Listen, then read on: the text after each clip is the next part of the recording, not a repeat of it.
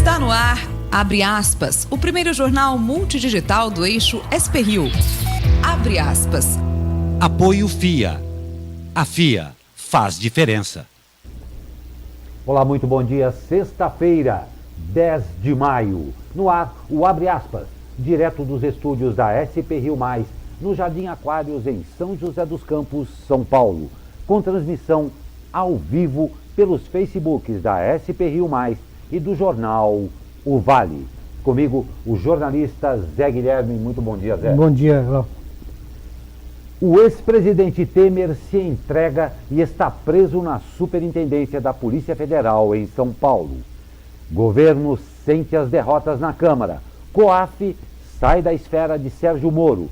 Demarcação de áreas indígenas volta a FUNAI. Decreto de liberação do porte de armas divide opiniões. Tragédia no mar. Polícia aguarda depoimento do marido da modelo que morreu em Ilhabela.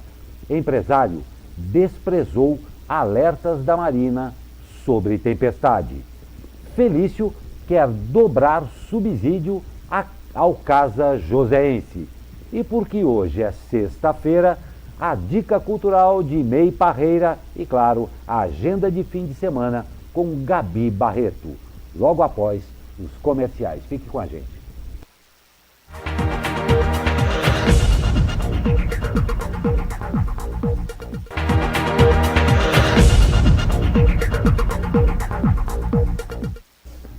E o ex-presidente Michel Temer se entrega à Polícia Federal em São Paulo após nova ordem de prisão.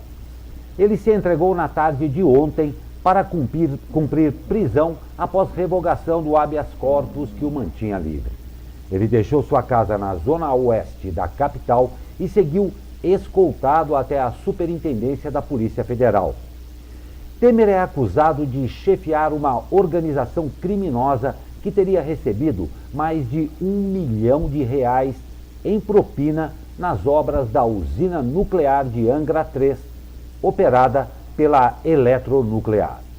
O ex-presidente foi denunciado pelo Ministério Público pelos crimes de corrupção, peculato, lavagem de dinheiro e organização criminosa. O Ministério Público Federal do Rio de Janeiro afirma que a soma dos valores de propinas recebidas, prometidas ou desviadas pelo suposto grupo chefiado pelo ex-presidente, ultrapassa 1,8 bilhão de reais. Também se entregou à Polícia Federal na tarde de ontem João Batista Lima Filho, o Coronel Lima, amigo do ex-presidente e sócio da empresa Argeplan. A Justiça determinou que Temer e Lima possam ficar presos em São Paulo, local onde residem. Por enquanto, Temer ficará na sede da Superintendência da Polícia Federal, na Lapa, zona oeste da capital paulista. O Coronel Lima ficará no Presídio Militar Romão Gomes, na Vila Albertina, zona norte. A defesa do ex-presidente pediu liberdade ao Superior Tribunal de Justiça. O ministro Antônio Saldanha, relator do pedido, disse que levará o caso para a discussão no STJ na próxima terça-feira. O advogado de Temer, Eduardo Carnelos, questiona o mérito da prisão. Abre aspas. Não há fundamento para a prisão do ex-presidente Temer. Essa prisão é ilegal, é injusta e é cruel, disse. Para justificar a prisão, promotores do Ministério Público Federal afirmaram que o grupo chegou a manter atividades de contra-inteligência sobre investigações feitas pela Polícia Federal. O Ministério Público Federal mencionou a possibilidade de destruição de provas e argumentou que a prisão domiciliar seria insuficiente para impedir crimes. Derrotas no Congresso colocam em xeque plano do governo Bolsonaro. As decisões dos parlamentares ameaçam desfigurar a estrutura do governo que não conseguiu emplacar suas demandas, mesmo após ter cedido a pressões e aceitado recriar 2 ministérios que inicialmente poderiam abrigar indicações políticas.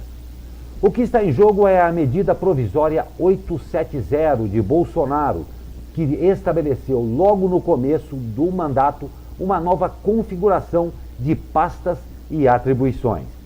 A MP precisa passar pela Câmara e pelo Senado até 3 de junho, quando ela expira. O prazo, porém, ficou apertado com a decisão do presidente da Câmara. Maia se disse forçado a adiar a votação para priorizar outras MPs mais antigas. Afirmou que ainda é possível votar a reforma administrativa no prazo.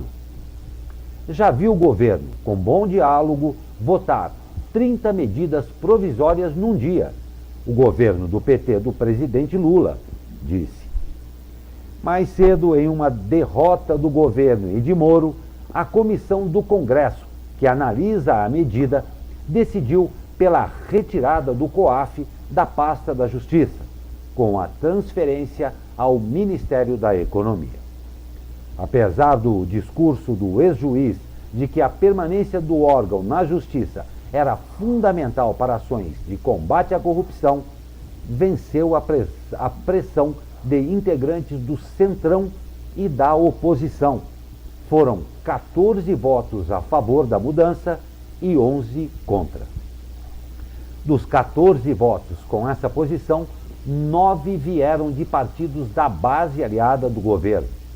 O porta-voz da Presidência da República, Otávio Rego Barros, disse que Bolsonaro não entende tratar-se de uma derrota de qualquer que seja o ministro e, em particular, do próprio presidente.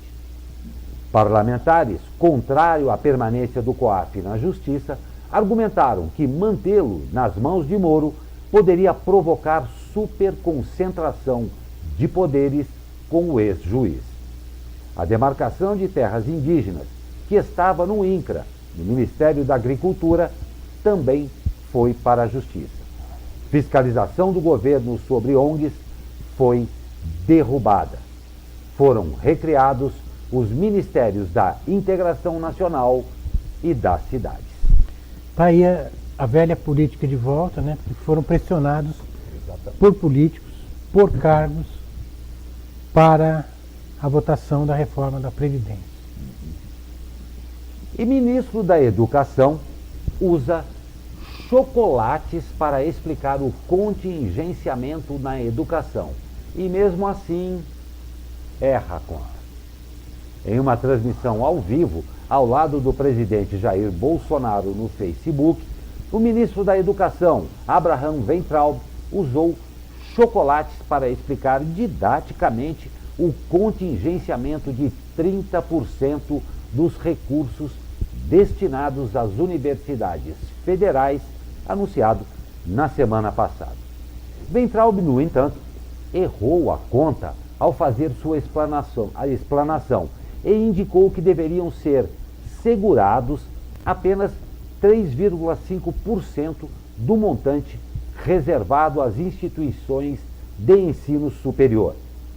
Ao ser chamado por Bolsonaro a explicar o contingenciamento, o ministro abriu 4 caixas de bombom que continham 25 unidades cada. Com os 100 chocolates sobre a mesa, o ministro citou uma universidade federal com orçamento de R$1 bilhão por ano e separou 3 bombons e meio, ao invés de pegar 30 chocolates que deveriam representar os 30% dos cortes. Abre aspas. A gente está pedindo simplesmente que 3 chocolatinhos e meio desses 100 chocolates. Deixa para a gente comer depois de setembro. É só isso que a gente está pedindo. Isso é segurar um pouco, declarou. Aproveitando que Weintraub abriu e cortou um dos chocolates ao meio, Bolsonaro tomou da mão do ministro a outra metade e comeu. Abraham Weintraub ainda ressaltou que servidores das universidades não estão demitidos e têm recebido em dia. E ponderou que, na iniciativa privada, isso dificilmente ocorreria. Bom, essas gracinhas do ministro, primeiro provam que ele não sabe fazer conta, né? Mas é um escárnio, né? Quer dizer, querer explicar isso com gracinha para uma comunidade acadêmica e diante de um problema bastante sério. Eu acho que os chocolatinhos vão ter uma boa resposta no dia 15, agora, quando está sendo convocada uma greve geral de estudantes. E pelas assembleias que estão aprovando essa paralisação, a gente vê uma movimentação bastante inédita. Então, dia 15, acho que vai haver, sim, um grito contra esses não 3 bombons e meio, mas 30, né? Porque a pesquisa não pode ser interrompida. É isso que não se entende. Não é dar um tempinho até setembro. Não é assim que funciona. Ele não tem a mínima noção do que é o Ministério da Educação, do que são as universidades, né? Ele acha que tudo é balbúrdia, então não dá para funcionar. O Brasil é campeão de memes, né? E essa questão do corte das verbas, eu pedi para o Pedro colocar uma imagem aí, dizem que é um novo 7-1, né? Por quê? Porque enquanto o governo aqui está cortando 52% da verba das universidades, a Alemanha acaba de anunciar 160 bilhões de euros para universidades e pesquisa. 7-1 eu acho que é pouco. 7-1 eu acho literalmente que é pouco. E o presidente da Câmara dos Deputados, Rodrigo Maia, disse ontem que o decreto de armas assinado pelo presidente Jair Bolsonaro tem algumas inconstitucionalidades. O decreto, que altera as normas de uso e porte de armas de fogo, deverá passar por uma análise para avaliar se o texto fere algum princípio constitucional, recomendado por Rodrigo Maia. O porta-voz de Bolsonaro, Otávio Rego Barros, garantiu que a área jurídica do Palácio do Planalto fez uma análise prévia do decreto e entendeu que é constitucional. Maia disse estar em contato com o ministro da Casa Civil, Onyx Lorenzoni, para negociar esses pontos para que o decreto não seja derrubado no plenário. Abre aspas. Sem dúvida nenhuma, aquilo que for inconstitucional do decreto de armas, nós vamos dialogar com o governo, que é o que queremos, para que ele possa compreender que entrou nas atribuições do Congresso Nacional, disse Maia. E o decreto sobre armas provoca polêmica no Vale. Confira a matéria com o editor de economia do jornal O Vale, Xandu Alves. Olá pessoal, abre aspas. Decreto que libera armas no Brasil divide opiniões e provoca polêmica no Vale. O decreto do presidente Jair Bolsonaro, que flexibiliza o porte e posse de armas no país, divide opiniões e deixa mais dúvidas do que certezas. Institutos de pesquisa da violência criticam a medida e dizem que elas irão aumentar o acesso a armas, a venda no mercado negro e, por consequência, os homicídios. Já fabricantes defendem, argumentando que se tratar de garantias de legítima defesa, e ainda projetam o aumento da demanda por armamentos na região. Na prática, o decreto número 9.785, assinado pelo presidente no dia 7 de maio, libera o porte de arma para diversas categorias, contornando a limitação imposta pela Lei do Estatuto dos Armamentos, de 2003. A norma proibia o porte de armas no Brasil, exceto em condições especiais. Para ter ideia, o decreto presidencial libera a posse e o porte de armas para categorias como políticos, advogados, caminhoneiros, colecionadores ou caçadores e até jornalistas de cobertura policial. É isso, um grande abraço. Xandu Alves para o jornal Abre Aspas. Pois é, Xandu, e a gente vem acompanhando atentamente toda essa polêmica, mais essa polêmica com as armas também. Muito obrigado a Xandu Alves. E durante o 31º Fórum Nacional no Rio de Janeiro, o secretário especial da Fazenda, Valderi Rodrigues, disse que o governo federal pode anunciar um novo contingenciamento do orçamento no próximo dia 22. Após o evento, o secretário conversou com jornalistas e evitou dar mais detalhes sobre o possível contingenciamento. Abre aspas. A magnitude só será revelada em 22 de maio, porque esse é o procedimento que adotamos, disse Valderi. E a Bolsa de Valores paulista atingiu em abril a marca histórica de 1 milhão de investidores, pessoas físicas. Olha que legal, 1 milhão de investidores, pessoa física. Segundo divulgou ontem a B3. Conforme a matéria no portal G1, o número foi registrado no balanço das operações do mês de abril, quando a B3 registrou 1.046.244 cadastros ativos de investidores pessoa física. No fechamento de março, a B3 contava com 982 mil investidores dessa categoria. No ano, a Bolsa já ganhou mais de 232 mil novos participantes. O Tesouro Direto também registrou 1 milhão de investidores pessoa física em abril desse ano.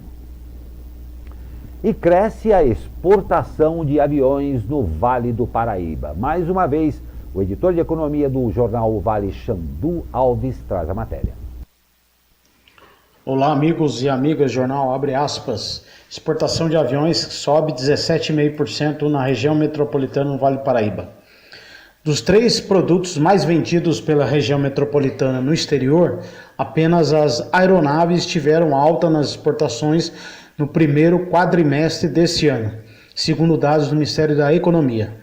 O segmento saltou de 766 milhões de dólares exportados entre janeiro e abril do ano passado para 901 milhões em igual período deste ano, um crescimento de 17,5%. É o 4º período consecutivo com alta nas exportações de aviões, que é liderada aí pela Embraer.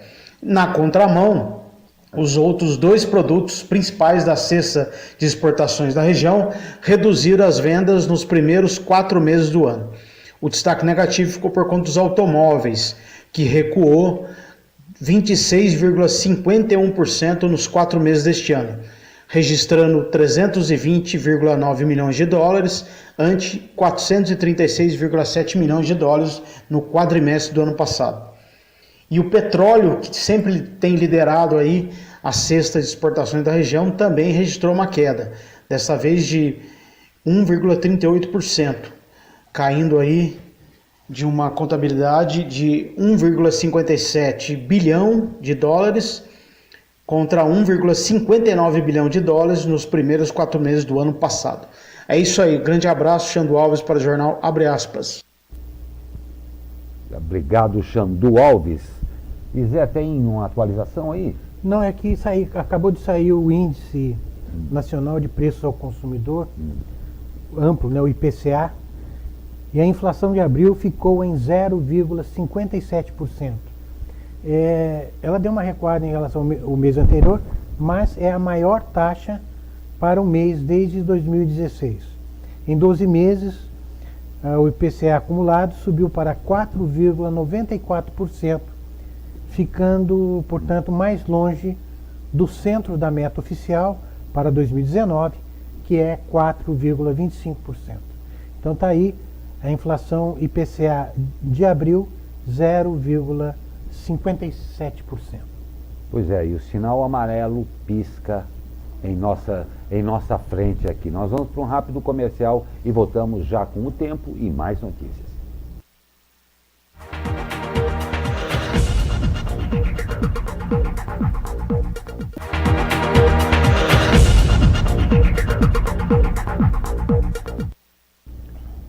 E voltamos com o tempo com Camila Brasiliense. Bom dia, Camila. Bom dia, Glauco Turzi. O tempo segue estável nesta sexta-feira aqui em São Paulo, devido à influência de um sistema de alta pressão sobre a região sudeste. O dia hoje começou com névoa em alguns pontos da capital, mas ao longo da manhã essa névoa vai se dissipar e o céu ficará com poucas nuvens, sem previsão de chuva. As temperaturas continuarão estáveis em relação ao dia anterior e a máxima prevista para hoje é de 28 graus no Vale do Paraíba e capital paulista, 27 graus no litoral e 26 graus na Serra da Mantiqueira. Camila Brasiliense, do Tempo Vale, para o Jornal Abre Aspas. Obrigado, Camila. Ótimo final de semana para você. O Ministério Público de São Paulo instaurou inquérito civil para apurar se as providências adotadas pela concessionária que administra a rodovia dos Tamoios estão sendo suficientes. Estão sendo suficientes para acabar com as constantes interdições. De acordo com o MP, as interdições que se estendem por várias horas e interrupções no tráfego seriam decorrentes de erosão e deslizamentos na pista, provocados, claro, pela chuva, e pontuou que a concessionária informou estar adotando as providências necessárias para acabar com o problema. No entanto, o promotor que abriu o inquérito, Alexandre Petri Helena, quer avaliar, por meio de perícia, se as ações são suficientes e adequadas. E o caso da modelo Caroline Bittencourt. Confira a matéria da editora de redes sociais do jornal O Vale, Júlia Carvalho. Bom dia a todos que nos acompanham aqui no jornal Abre Aspas. E hoje nós vamos falar sobre o caso Caroline Bittencourt. Os áudios de conversa entre o marido da modelo, Jorge Cestini, e o dono da Marina estão sendo utilizados pela Polícia Civil na investigação do caso. Os arquivos serviram como elementos para o indiciamento do empresário como homicídio culposo, quando não há intenção de matar. O caso está sendo investigado pelo 1º DP de São Sebastião. Confira os áudios divulgados pela polícia. Júlia Carvalho, para o jornal Abre Aspas. Valeu, Magrão. Valeu pela preocupação aí, cuidar da gente. Tranquilo, tô aqui no canal já. Devo chegar aí umas 17h30 mais ou menos. Valeu. Fala, Jorge, tudo bom? Dá uma olhadinha aí, se pudesse antecipar. O tempo vai ficar feio, hein? Já mandaram um alerta lá de Itaém, o negócio tá feio. O canal por aqui já tá ficando, ali por trás da ilha já tá começando a ficar ruim. Tem um cliente que já não tá conseguindo nem voltar, navegar ali. Então fique esperto aí, tá? Um abraço. Valeu, Magrão. Valeu pela preocupação aí, cuidar da gente. Tranquilo, tô aqui no canal já. Devo chegar aí umas 17h30 mais ou menos. Valeu. Fala, Jorge, tudo bom? O negócio tá feio, cara. O canal fechou, tá feio, e a previsão, não tem previsão de terminar isso tão cedo. É bom você nem tentar atravessar o canal aí, que afundou o barco no canal aí. Então é melhor você pernoitar por aí mesmo, e amanhã, se o tempo estiver legal, você sai daí, você sai mais cedo e vai embora. Entendeu? Porque hoje tá feio o negócio. É melhor você ficar para vir amanhã. A hora que dá uma melhorada. Me confirma aí. Um abraço.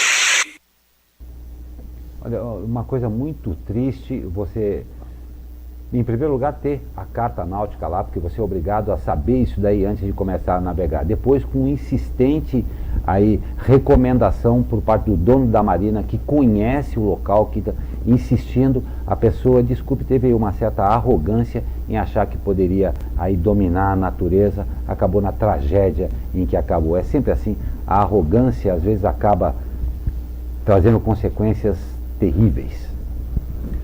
E o prefeito de São José dos Campos, Felício Ramute, enviou à Câmara projeto para dobrar o valor do subsídio oferecido pelo município no programa Casa Joseense, que passaria de 5 para 10 mil reais. Em vídeo, o prefeito disse esperar que o projeto seja aprovado pela Câmara já na próxima semana. Felício explica que a medida visa compensar mudanças feitas no programa federal Minha Casa Minha Vida. O Casa Joseense é a principal aposta da gestão municipal para reduzir o déficit habitacional de São José dos Campos. Podem participar do programa famílias com renda máxima de até R$ 2.600 que estejam inscritas no cadastro habitacional do município há pelo menos 4 anos. E a Prefeitura de São José dos Campos assina o contrato com a empresa Porto Belo Engenharia e Comércio de Goiás, que será a responsável pela obra de conclusão da Arena de Esportes. A construtora irá receber R$ 41,8 milhões pelo serviço. Terá 18 meses para concluir a obra. Do total de 33,4 milhões, que era o valor orçado em 2011, mais de 13 milhões chegaram a ser pagos. Ou seja, somando-se os 41,8 milhões que a empresa goiana irá receber, no total a arena custará 55,3 milhões de reais. A conclusão da obra foi uma promessa do prefeito Felício Ramute na campanha de 2016. Não é intimidação, diz a promotora, a respeito da OCA. O boletim da repórter do jornal O Vale, Thaís Leite, com a matéria. Olá, muito bom dia a todos que nos acompanham. Em Jacareí, após o prefeito Isaías Santana afirmar que a promotoria envolve a prefeitura na ação do embargo do prédio que abrigou a OCA para tentar intimidar, a promotora de justiça Elaine Taborda afirmou que está somente cumprindo seu dever funcional. Essa afirmação foi feita durante uma entrevista que ela concedeu à TV Câmara de Jacareí. De acordo com a promotora, a prefeitura tinha o dever de proteção do bem, assim como o proprietário do terreno, o dever de conservá-lo da forma em que ele estava. Ela disse que se houve violação a uma ordem judicial, o mínimo que o Ministério Público poderia fazer era a solicitação de uma apuração de quem violou essa ordem judicial. Para tanto, foi instaurado um inquérito policial. A Elaine disse ainda que a decisão sobre a importância histórica da OCA estar somente nos móveis ou também no terreno cabe à análise de órgãos especializados para tal. Bom, além disso, um manifesto público assinado por 21 órgãos, como partidos e sindicatos de Jacareí, apresentou apoio às ações do Ministério Público e também da Vara da Fazenda Pública nessas medidas apresentadas ao possível tombamento do prédio. Esse manifesto teve entre seus assinantes a CUT, o MST, o PT, o PCdoB, o PSOL e o PSTU. Bom, só para te relembrar do caso, o Ministério Público ajuizou uma ação civil pública pedindo pelo embargo do terreno que abrigou a OCA no dia 29 de abril. No dia 30, a Justiça concedeu a liminar pedindo pela preservação do local e no dia 1º de maio o prédio foi totalmente demolido. Thaís Leite para o Jornal Abre Aspas. Muito obrigado à editora de cidades do jornal O Vale, Thaís Leite, nessa parceria bem legal aí da SP Rio Mais com o jornal O Vale, trazendo para você aí toda a cobertura dessas matérias da nossa região, que claro, é o que nos interessa e muito. Muito obrigado a todo o pessoal aí do jornal O Vale. E a Prefeitura de Taubaté pretende ampliar em 2020 seu avanço sobre o ensino médio, que é uma responsabilidade do governo estadual. A medida visa cumprir uma promessa de campanha feita em 2016 pelo prefeito Ortiz Júnior, de dobrar o número de vagas nessa faixa de ensino. Quando o segundo mandato do Tucano começou, eram oferecidas 630 vagas, todas em uma mesma escola. Agora já são 1.010 vagas em 5 unidades. Para 2020, quando termina o governo Ortiz, a previsão é abrir 40 novas vagas na escola do Esplanada 1 e 100 vagas no SEDES e na unidade do Marlene Miranda. Se isso for concretizado, o número de vagas chegará a 1.150, faltando 110 para o Tucano cumprir integralmente sua promessa. Em nota, o governo Ortiz alegou que a medida, além de possibilitar a diminuição da evasão dos alunos nesse segmento, também ofertou aos mesmos uma formação profissionalizante a partir do 2º ano, o que pode garantir melhor inserção no mercado de trabalho. A gestão tucana apontou ainda que 80% dos alunos têm média superior a 6, o que afirma a eficiência do trabalho pedagógico desenvolvido. Para a vereadora Loreni, do Cidadania, a Prefeitura deveria concentrar os investimentos no ensino infantil e fundamental, que é de responsabilidade das prefeituras. Tudo bem, mas se ele está conseguindo fazer isso, né? Se está funcionando, E né? está funcionando? Pois é. E juventude é prioridade pastoral para a CNBB. Confira a matéria do editor de economia do jornal O Vale, Xandu Alves. Olá pessoal, jornal abre aspas. A CNBB coloca a juventude como prioridade pastoral. A aprovação das diretrizes gerais da ação evangelizadora da Igreja no Brasil de 2019 a 2023 da CNBB, a Conferência Nacional dos Bispos do Brasil, colocou a juventude como prioridade pastoral. Um dos artigos das diretrizes diz, abre aspas, a Igreja faz opção preferencial pelos jovens, fecha aspas. Em outro artigo, a CNBB afirma, abre aspas, considerar o investimento de tempo, energia e recursos com jovens uma prioridade pastoral histórica. Esses argumentos mostram que a Igreja está muito preocupada aí com o futuro, né? Porque, segundo os bispos, investir na formação dos jovens não é uma atividade qualquer para a igreja, mas um caminho para se manter relevante para as futuras gerações e evitar a perda de fiéis. É isso, Xandu Alves para o jornal Abre Aspas.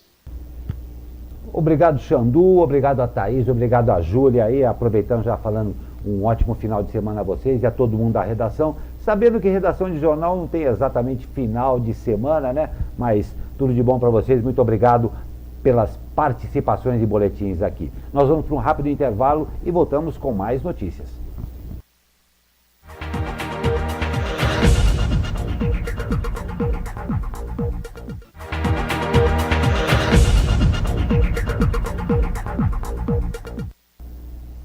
Olha, e atenção, você morador de São José dos Campos.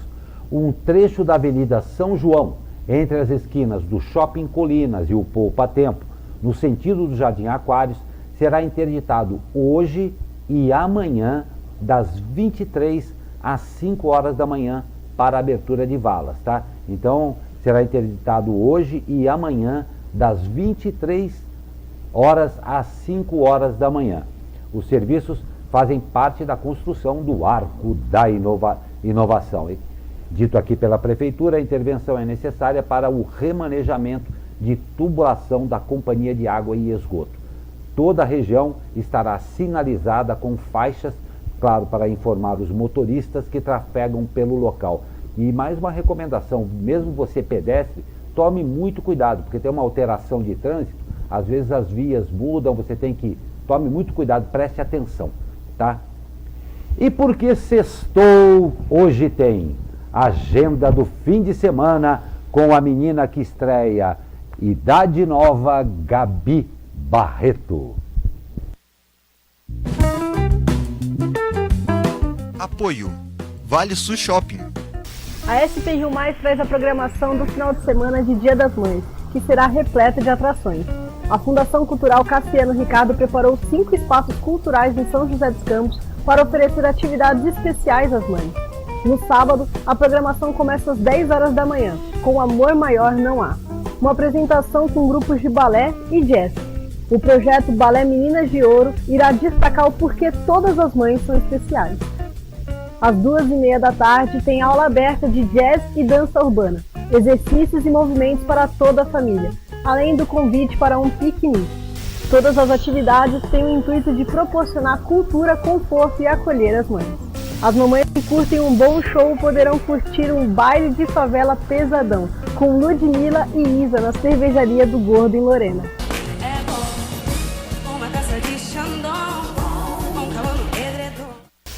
Ou voltar no tempo para curtir os embalos de sábado à noite. Uma grande festa será preparada com os melhores dos anos 60, 70, 80 e 90. Vai ter flashback, discoteca, rock, passinho e lambada. A Ocus terá um especial Led Zeppelin e AC/DC para homenagear as lendas do rock mundial. Todos os clássicos estarão no repertório.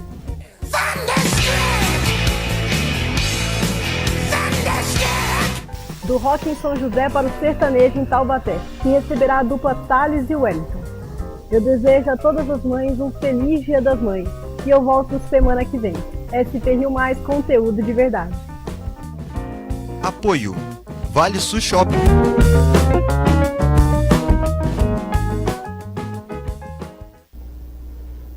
Obrigado pelos toques aí, Gabi Barreto, que, como eu disse, inaugurou essa semana a Idade Nova. Parabéns, muitas felicidades para você.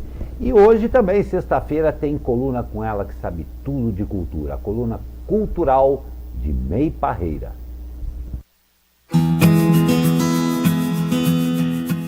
Bom dia, Glauco. Bom dia, Zé Guilherme. E bom dia para todos os amigos da SP Rio Mais. Parece que no domingo a temperatura vai cair porque o tempo vai ficar meio nublado.